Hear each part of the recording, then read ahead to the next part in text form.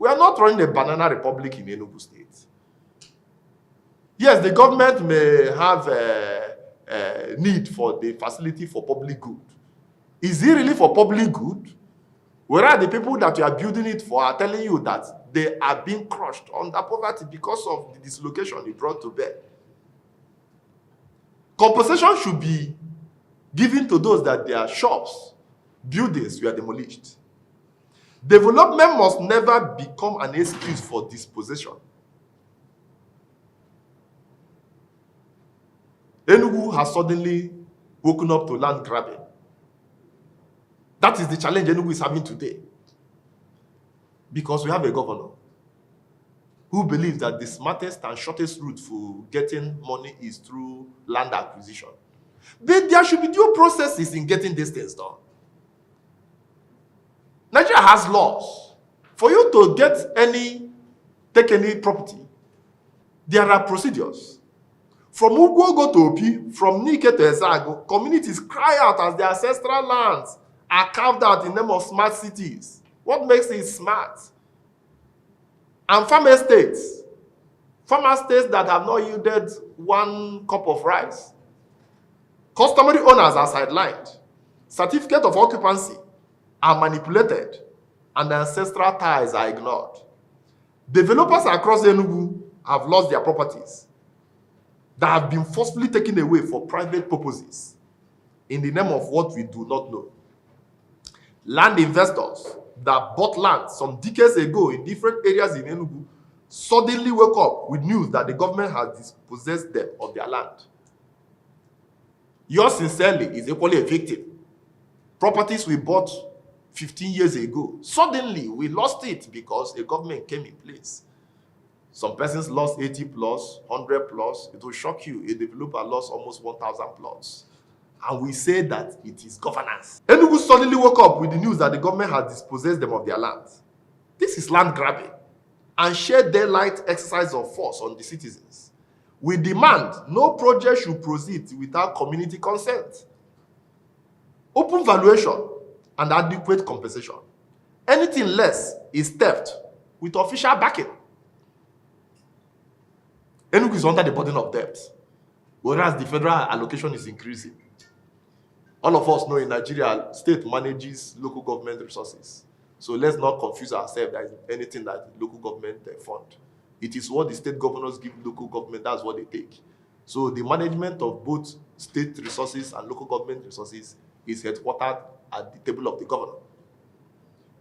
But there are bodies, debt bodies. So why are they borrowing when there is sufficiency of allocation? Behind the glamour of groundbreaking ceremonies lies a darker truth. Enugu State is sinking in debt. White traders, shopkeepers, and keke riders are squeezed with multiple taxes. Debt must be sustainable, not reckless. Taxation must be fair, not punitive. We demand that the state publishes debt profile, loan agreements, and guarantees, and conveys a debt sustainability hearing open to the public. Enugu is heavily crumbling under tax burden.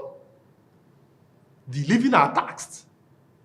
The dead are taxed in Enugu. In Enugu, we have mortuary tax. So if you die without paying tax, your corpse must pay tax. So either way, physically or supernaturally, you must pay tax. Nigerians have misplaced taxation. Creative governance demands that you must look around. 2 key things that God gave to us as Enugu, as Nigerians, is the land. If you sow a seed, you must get a reward. Beneath the land, we have mineral resources. And every day we are complaining that things are difficult. Things are difficult. Do we think that mounting it will change it? The leadership has to sit up to the realities of their core responsibilities. Housing and rental rate in Enugu is becoming astronomical. Enugu is turning to be one of the most expensive cities in Nigeria. We have national inflation. Enugu has local inflation. What it means is that when people wake up every day, they hand over their destiny into the hands of God. But it's not all about God this time around. We are express image of Elohim. We must behave like God.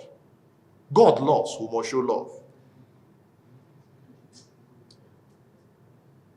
This burdensome tax is asphyxiating and should be revised before the people will start dropping dead on the streets because of heavy bills on their shoulders.